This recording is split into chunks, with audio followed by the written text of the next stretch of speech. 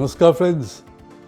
Close on the heels of his controversial closed-door speech to the Pak diaspora in Tampa, Florida, Pak Army Chief Asim Munir addressed the Pak diaspora in Brussels.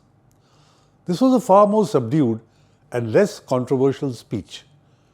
There were no nuclear threats and histrionics, and the inevitable bluster against India did not include blowing up dams. I am Tilak Devasher, and you are watching The Great Game Reloaded. On his return from the US, Munir stopped in Brussels for 2 days, 10th and 11th August. He addressed a diaspora event and even gave an interview to a senior Pak journalist that was published in the Urdu language paper Jung. The focus of the interview was domestic, and not surprisingly so. Social media in Pakistan has been awash with rumours. The president might step down or be made to step down, making way for the army chief to grab the top civilian office. That Prime Minister Shehbaz Sharif will be shown the door. That Mohsin Naqvi, the interior minister, was poised to replace him. That Munir is unhappy with the economic chaos, that he is ready to take control himself. In July, these whispers were really loud. The reason? By manipulating the judiciary, the government has got a 2/3 majority in the National Assembly.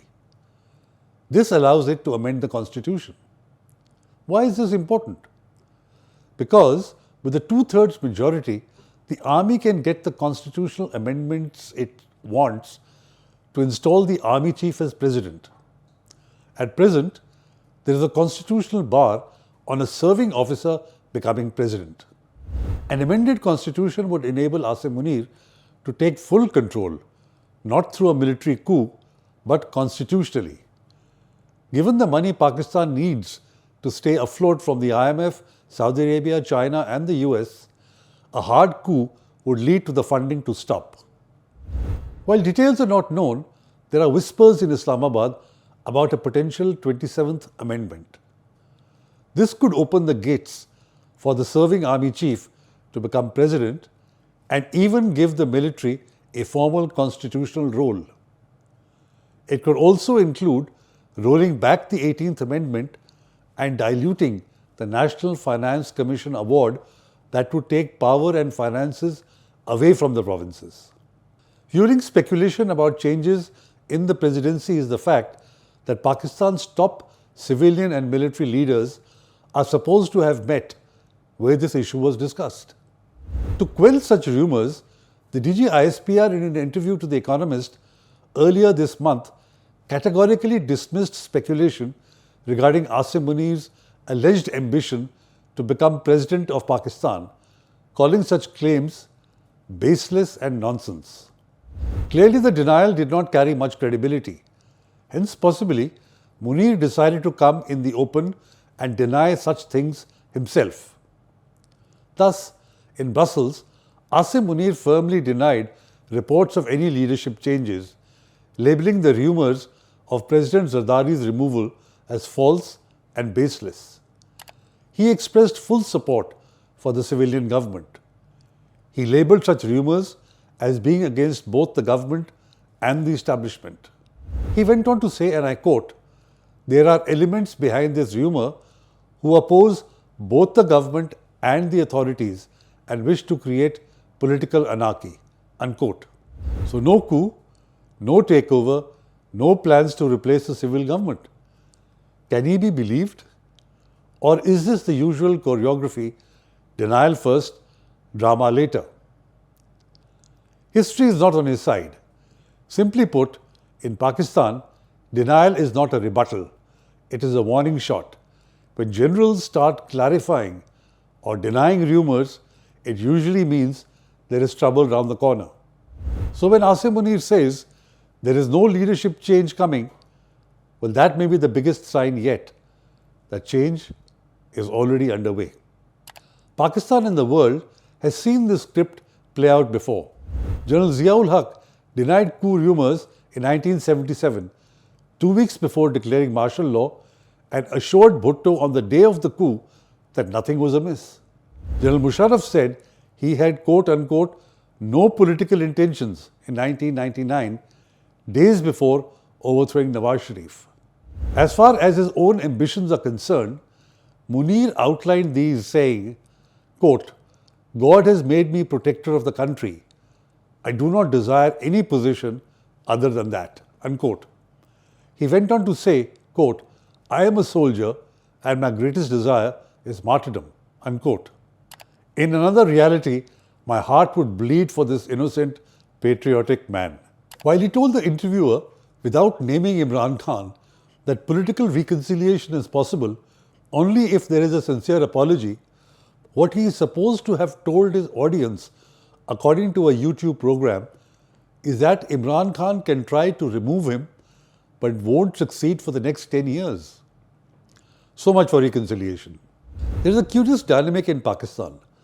When the army, especially the army chief, issues a categorical denial, it usually means democracy is in danger. The moot point is, why does he need to say this at all? Then there is another dimension to the domestic front. Till a few months ago, it was presumed that Munir getting an extension in November when he completes his 3-year tenure was a done deal. Now reports are emerging that several senior generals have thrown their hats in the ring. Some key politicians, especially in the Sharif family, have started having second thoughts about his extension. The only time politicians have an upper hand over the army is when a new army chief is to be appointed or an incumbent given an extension. Linked to this is that in March this year, over 100 retired officers wrote an open letter slamming Munir for cracking down on Imran Khan's supporters. They accused him of political engineering, of breaking the army's apolitical image. Media reports say junior officers are upset at being used against the civilians. Clearly, Munir could be signaling to the civil leadership to grant him an extension by trying to sound reconciliatory and assuring them that their positions are safe. How could Munir not attack India from a public platform? This is the army's oldest playbook, blaming India for Pakistan's crises while deflecting from its own failures. This is what burnishes his credentials as a strong leader and masks the serious security failures at home. He said, and I quote, "India is actively funding and supporting banned outfits like the Tehreek-e-Taliban Pakistan (TTP) and the Balochistan Liberation Army (BLA) to destabilize our country," unquote. For good measure, he warned that Pakistan would not allow its quote-unquote peace and sovereignty to be destroyed. He further accused India of radicalism and threatened retaliation, declaring, quote, "It is my duty to avenge the blood of every Pakistani," unquote. It should be noted that all the accusations that New Delhi was funding terrorism inside Pakistan were made without any shred of proof. The most comical thing he said was, quote, "Let it be clear, Pakistan is a peaceful nation, but we will not allow anyone to destroy our peace," unquote. Pakistan and peaceful? The rhetoric would be amusing were it not tragic. While Munir dreams of consolidating his hold on Pakistan, Pakistan continues to bleed from terrorism. Pakistan ranks as the second most effective country by terrorism according to the Global Terrorism Index 2025. Terrorism-related deaths surged by 45%, rising from 748 in 2023 to 1,081 in 2024, marking one of the steepest global increases. Last year was Pakistan's deadliest in a decade. 685 security personnel killed in 444 attacks. That is 57 per month. Imagine 57 security personnel being killed every month. In May 2025 alone, 85 militant attacks killed over 113 people, many of them security personnel. Instead of accountability and doing something to tackle it, Munir is doubling down on conspiracy theories against India to consolidate support at home and distract from rising public anger over inflation and terrorism. It would appear that Munir is deliberately employing a tougher anti-India line to shore up his authority and counter the popularity of jailed opposition leader Imran Khan. He, therefore, has to look decisive, strong, unshakable. That is why he is trying so hard to blame India. However hard Munir tried to scapegoat India, he could not mask the reality that the Baloch and the Pashtuns are knocking on Pakistan's doors. Neither could he mask the reality of what others think of him after his Tampa speech. For example, a former Pentagon official, Michael Rubin, said, and I quote, "Asim Munir is Osama bin Laden in a suit, and there will be no amount of concession that will be given to Pakistan that is going to change the ideology or the Pakistani elite he represents," unquote. He went on to say, and I quote, "The fact that Pakistan is threatening half the world with nuclear weapons is a clear indication that it has lost its right to be a legitimate state. It is time for the US to consider other policies," unquote. On foreign relations, Munir tried to portray Pakistan as a quote-unquote balanced player between Washington and Beijing, claiming Islamabad has close ties with both, emphasizing that Islamabad will not sacrifice one ally for the other. Quote, "We value both China and the United States. Our foreign policy is about balance, not alignment," unquote.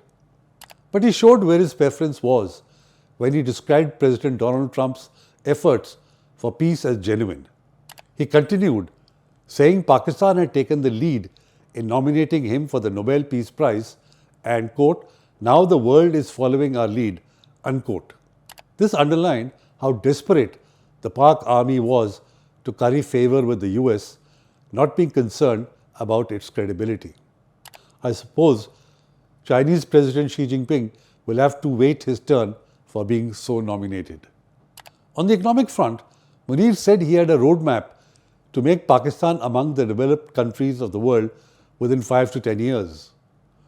He pointed to rare earth reserves as symbols of Pakistan's untapped potential, claiming billions in possible revenue.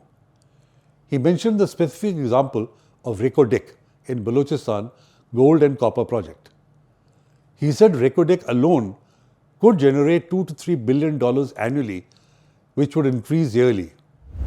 Quote, "We are receiving numerous investment proposals for rare earth minerals," he said. "Pakistan has immense economic potential waiting to be unlocked," unquote. But with Pakistan's chronic corruption, mismanagement and political instability, such promises ring hollow. The reality of Reko-Dik is that the mine was discovered in 1993. 32 years later, in 2025, it is still to start production on a commercial scale. Munir was by now on a roll. He underlined that Pakistan has delivered, quote-unquote, a clear message to the Afghan Taliban, demanding the rein-in TTP elements operating from Afghan territory. Quote, "We have made it clear to the Taliban, Pakistan will not permit terrorists to use Afghan soil to target our people," unquote, he said. He probably forgot that the TTP has been targeting the Pakistan army for several years, and the Taliban have ignored such warnings in the past, and they are likely to do so again. Let me end with an anecdote about General Ziaul Haq's coup in July 1977 that could have current relevance. Despite the seriousness of the Pakistan National Alliance (PNA) agitation, Zulfikar Ali Bhutto was blinded by power and arrogance and believed that no one, including the PNA, could challenge him. Several people warned Bhutto about the impending coup. These included senior politician Kausar Niazi, General Jilani Khan, head of the ISI, and Rao Rashid, the newly promoted director of the Intelligence Bureau, and the US Ambassador, Arthur Hemmel. Even Benazir Bhutto in Oxford had been warned about a military takeover. She had replied that her father could well be assassinated, but that there could never be a coup since, quote, "Zia is in our pocket," unquote. She was told that, quote, "in Pakistan, no general was ever in the pocket of a civilian politician, unquote. On the intervening night of 4th-5th July 1977, Ziaul Haq launched Operation Fair Play. Bhutto and his ministers were arrested and martial law was imposed. The 1973 constitution was immediately suspended, not abrogated. Zia had asked General Faiz Ali Chishti, whom he affectionately called Murshid, that is, mentor or guide, to lead the coup.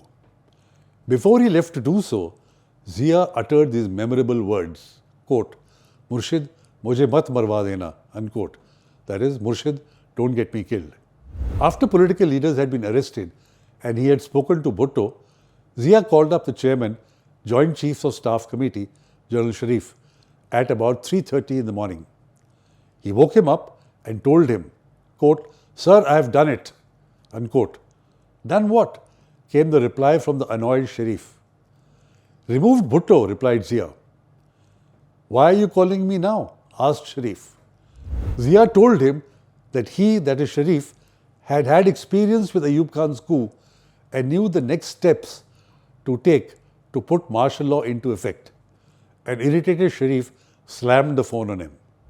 The Los Angeles Times possibly summed up the coup best when it wrote, and I quote, it was not so much the ambitions of the generals as it was the quarrelsome blundering of the politicians that led to this week's restoration of military rule in Pakistan, unquote.